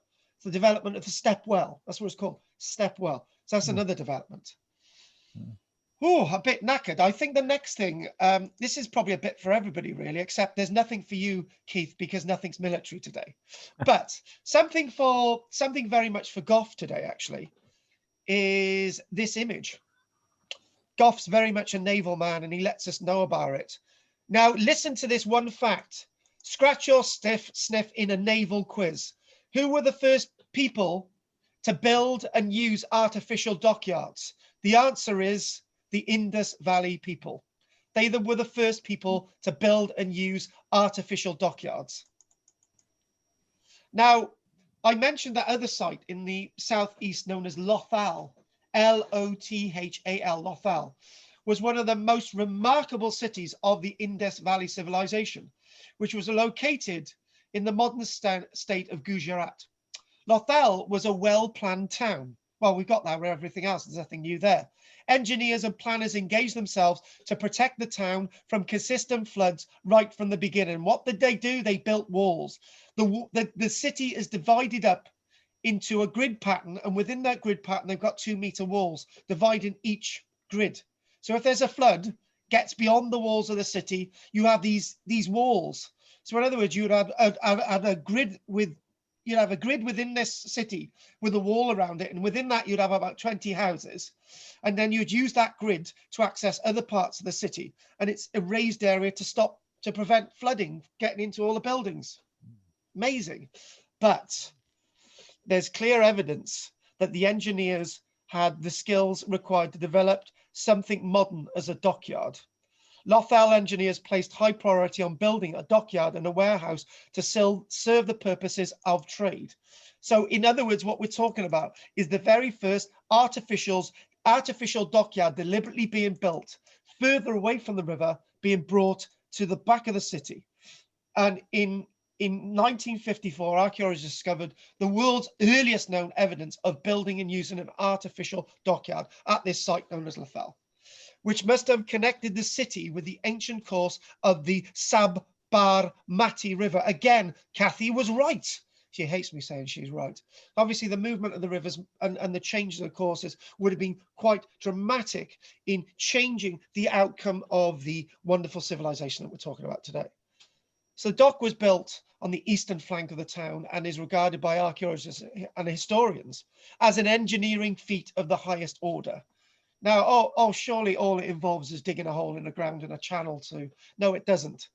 It looks at various reasonings behind sluices, water levels, storage of waters to keep the water up, and so on to think of how to access the river when there's low, all those different aspects, and obviously try to stop leaking in such a big harbourage area. Now, I really want to try and finish before 1 today, simply because we've always been going over. But what I'm going to do is equate this to, so with some of these things, we've sort of caught up on pulling together loose ends on lots of things that we've been looking at. Now, yes, you'll be right in thinking about precise measurements of the time, precise measurements of length and measures. You can imagine these are perfectly shaped, and obviously you could use these as the weights, but weights don't need to be perfectly shaped. So length, weights, and the cubic volume associated with their idea of measurement. And when I was a child, I used to read in a book that very bizarre book. The ancient Egyptians gave us measurements and all these different things. And you're thinking, well, it's actually the Indus Valley people. Thank you very much. The Egyptians can't have all the credit for everything in history. So the people of the Indus Valley civilization developed techniques and tools to measure the length, weight, and time with impressive high accuracy. Did I say time? God. They were even among the first peoples to use uniform measures such as length and weight. And again, back to that time, that's amazing. A sharp study of objects found in the Indus territories indicate some variation. So in regional places, you might have one measure, but these are all documented measures. These are all set measures within different regions. And the smallest division, as we've already said, is that 1.6 something millimeters. So that is, it sort of can't even put the space together between my fingers. That's how small they managed to get their uniform measuring system. The smallest division ever recorded on any scale back in that time. That's the earliest prehistoric, the smallest measure of measurement in that prehistoric period. So the accuracy of their engineering is within fractions of millimeters how they're building their structures, fractions of millimeters, a bit like the ancient Egyptians, but these people had it first. So you can imagine the ancient Egyptians, how do you build a pyramid? Well, use the lengths to do it, use our cubes, job done. They even used decimal subdivisions for the measurement of mass, amazingly, as revealed by their hexagon weights.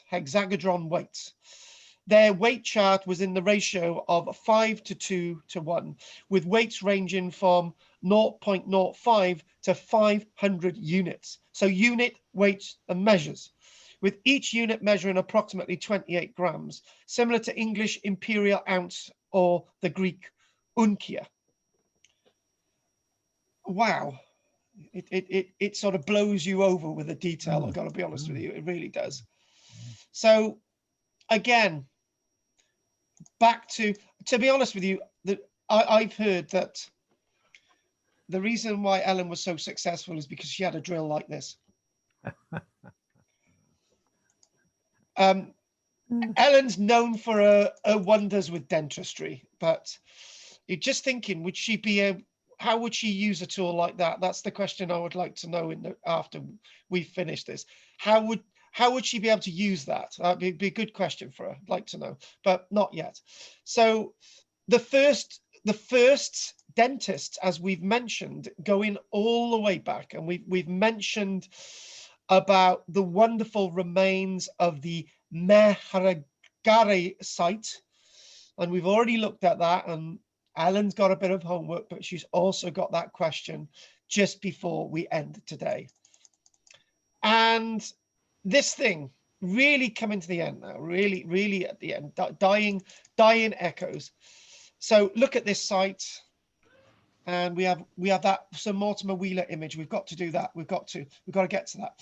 So it could state, listen to this. Indus Valley civilization was almost heaven. I mentioned this at the beginning. The Indus Valley civilization was located on the plain of the Indus River, which at its time was arguably the best place on earth to live and to create the civilization. There was no lack of food for any person. Huge population numbers, over 5 million people. One of the best qualities and weaknesses of this civilization was that they were peace-loving people. Despite archaeologists finding more than 1,050 sites and settlements, there was very little or no sign of warfare, murder, or use of weaponry. Their non-violent nature is completely in contrast to contemporary civilizations with ancient Egypt, whose leaders always had the urge to conquer and to engage in wars. The Indus Valley civilization had extremely peaceful and progressive society. Their cities weren't short of being places of heaven on earth, with their baked brick houses, with their drainage, water supply, and food. What else could you ask for? And let's get to the very end here. Love this image again. And these wonderful buildings And look at that wonderful plan of Mohenjo-Daro, and look at the way that's preserved. Look at the way the Pakistani government has preserved their site. Hats off to them. Indus Valley Civilization, in overall quality, and not an exaggeration, folks. I know I put the joke in there. The Indus civilization has to be one of the greatest civilizations this planet has ever seen. And there's no smile on my face. It has to be, with what they offered us. But like lots of other civilization, remember the Seneca collapse? Takes bloody ages to get up there. Within 100 years, the civilization's gone. 100 years. Seneca collapse. That's a real Seneca collapse. The bloody Romans, 1,000 years. Yeah, well, they didn't have the height of civilization for 1,000 years. In the last few years of the Roman world, it had the height of civilization. We're talking about great civilization for a long period of time. Although the exact cause of decline is not known, there are several theories. Peace-loving people, maybe they become invaded. They were lousy military strategists, but there's no evidence of that. Maybe the land was invaded by another peaceful people, and they simply moved everybody off the land and they went elsewhere. Or was it because of disease? Was it because of collapse? Was there a decline in trade with ancient Egypt and Mesopotamia? Again, those lot I would disagree with. Or maybe, again, Kathy's right, there was a massive earthquake, completely changed the courses of some of their rivers, causing a lack of water for irrigation, causing mass migration elsewhere. Was it deforestation, tuberculosis, or floods? We may never know. I tell you what, a civilization like this very much brings into me making the statement, if there's any civilizations that was wiped out because of a great flood, it's this one, or a lack of a flood. There you go. Pestilence and famine. The Indus Valley people, however, I'm talking about them disappearing. That's the wrong word. Their cities were abandoned, but the people continued. They moved elsewhere. And the elements of their civilization continued, as I've demonstrated. Recent excavations indicate that the decline of the Indus Valley civilization drove people to the east rather than being wiped out by a terrible event. After what we do see is large numbers of people going into India, suddenly appearing, cities being developed in India from nowhere. So these people must have been the Indus Valley people. Probably their descendants are peacefully living amongst the Indian and the Pakistani civilization today as part of the mixed cosmopolitan world that we see within their worlds today. And looking at these images quickly, we've got that there, overview, faience and steelite beads. The faience would probably be the darker beads, and the steelite would be these whitey and maybe these whitey blue beads. We got steelite found with the likes of Shetland as well. Very sort of soft type of rock that you can carve into various bowls and steelite bowls and steelite beads and so on. Trading items. Look at this as well.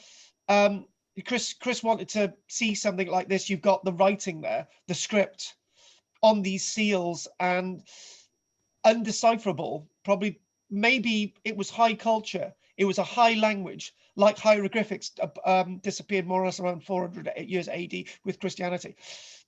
It's probably the same thing, higher language, and people stopped using it and people moved away and started to use other languages, maybe. I love that. You can get an idea of scale as well. 1, 2, 3 centimeters, that really small, but nice, love it. For sort of relief seals or inverted seals.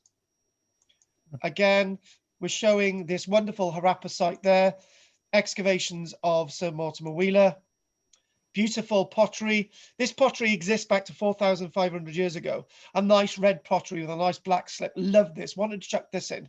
Artifactual evidence, love it. Excavations of Sir Mortimer Wheeler, remains of a gateway. That answers your questions, folks. Well, what was this like at point of excavation?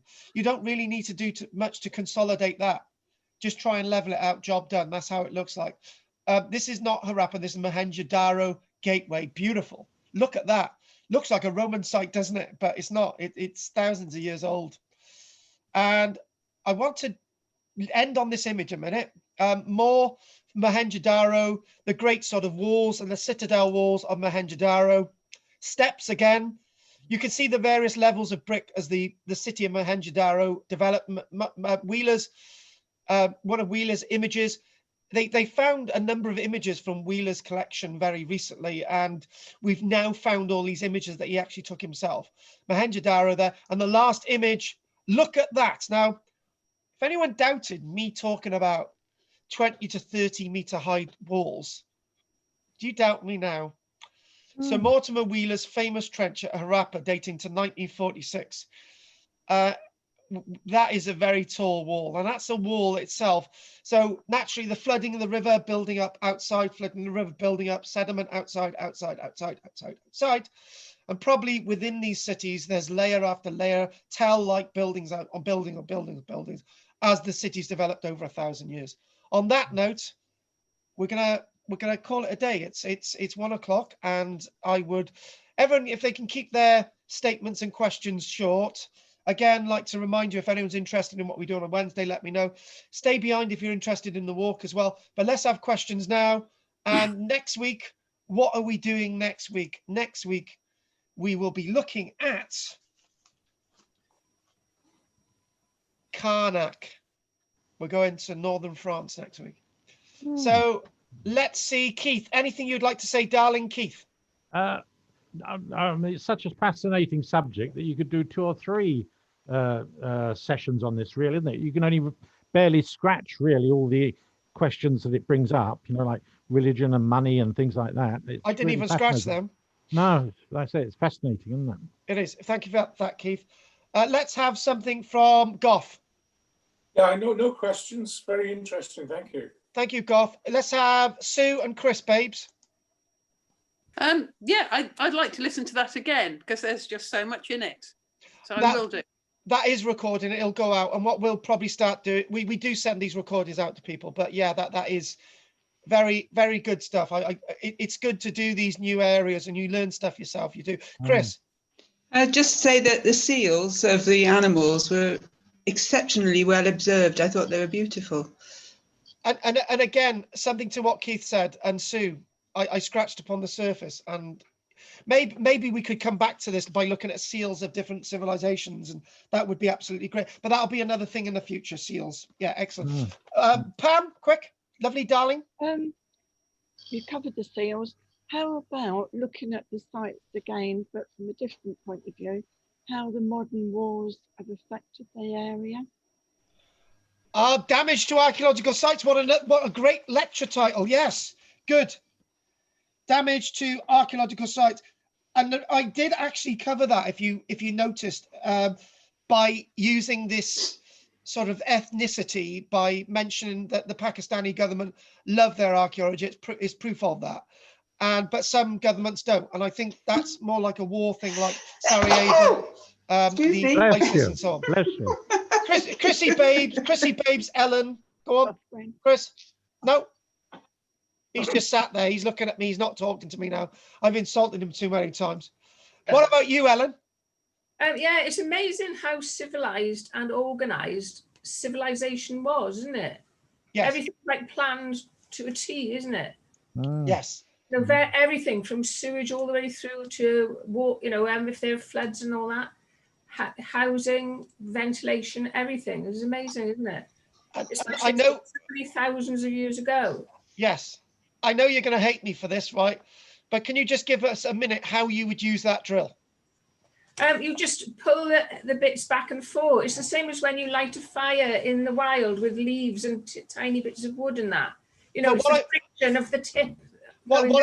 What I'm specifically getting at, yeah, that is obvious with it, but how would you keep somebody's mouth open? How many people would you use? How would you specifically get that in there without the person wrenching to get it out? How would that work? No, that would be fine, and especially toothache is absolutely horrendous sometimes. So, I know you were talking about opiates and that, but it isn't that bad without local anaesthetic. And what I was wondering was, what were the details of the tip of the bit at the end of the drill? Was it serrated or rounded? Because if it was serrated, it might be for cutting tooth tissue away. But if it was just rounded or flat, it might be for heat treatment, which would kill bacteria off, but also sort of harden the tooth itself. You know, if you keep rubbing on a bit of heat and the rubbing harden it and set it, don't they? So I was wondering what the tip of the bit was like.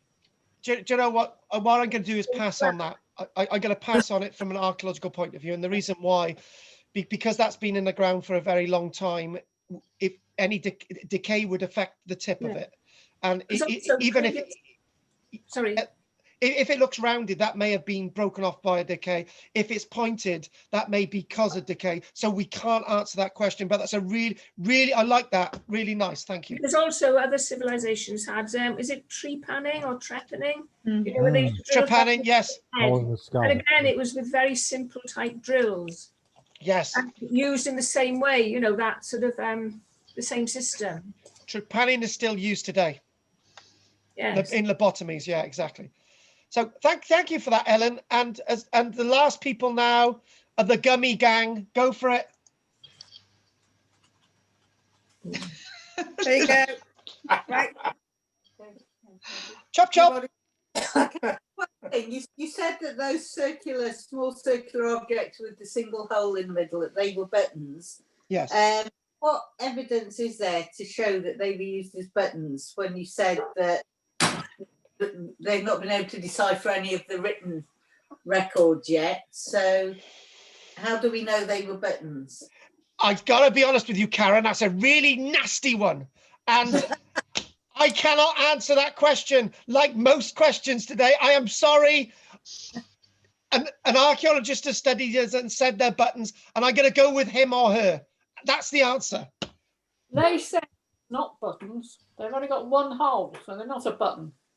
Actually, I explained why. In a medieval context, we found those types of buttons being used for clothing with one hole. And the other thing as well is if you put thread through it and you bring it to a head, the thread's not going to come loose after it's been attached to the item of clothing. So bingo, that's what we see in a medieval context, and that's how I know it's used. A toggle. Like a toggle, yes. Toggle or a lace button, yeah. Yes. See, not Kathy, we're all against you. Do you see that, Kathy, right? Not only I turned against you, then you were yapped up in your own thingamajig. Right, so if there's nothing else from you guys, anyone who wants to chat about any of the stuff at the end, what I'm going to do, that is a really good one today. I really appreciate that. I'm going to be here if anyone needs to chat at the end. So anyone who needs to go now, we'll see anyone else tonight and anyone else next week. So I'm going to say goodbye to Goff, Chris, Sue, Chris, Pam, Ellen, Andrew. Bye. Bye. Cheerio, everybody. Bye, bye. Bye-bye, folks. Thank you very Bye, much. Daddy. Bye, Daddy. Bye-bye, children.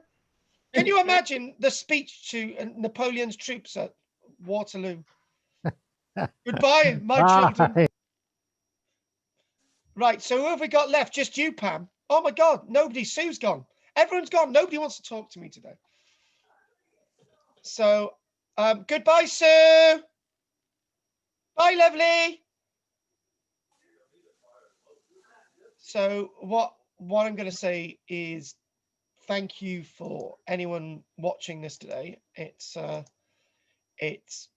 sometimes you get lectures like this, and the area in regards to some of the questions were really awkward. I don't often have lectures where I get awkward questions like that, and there were just too many of them. I just didn't, for once, I just didn't have any answers, and there was no pretense that I knew the answers. And sometimes that's probably the best way, because it sends individuals off to actually do their own research and to be able to appreciate and actually bring that to us next week. So anyone interested in our classes can join us on www.archaeologycymruonline.weebly.com, link below. And also, if anyone's interested in my live classes, not my live class, my live presentation in Chepstow, link below. And also, thank you very much for watching today. And I'm just going to put one last thing for people to watch. And if I'll just get this up a minute. Hang on. Something's gone wrong with my screen. Trying to get used to technology sometimes. I'm showing this now.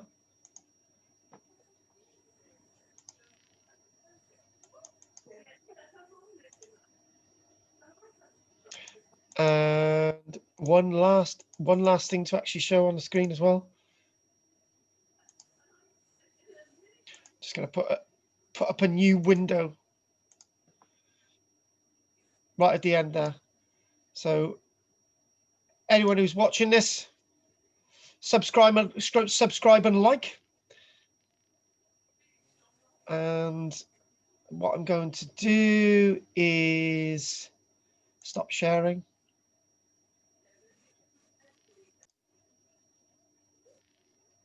And everybody, please subscribe and like. Thank you very much for watching this video. This is KARL-JAMES Langford, over and out. Thank you very much. Goodbye.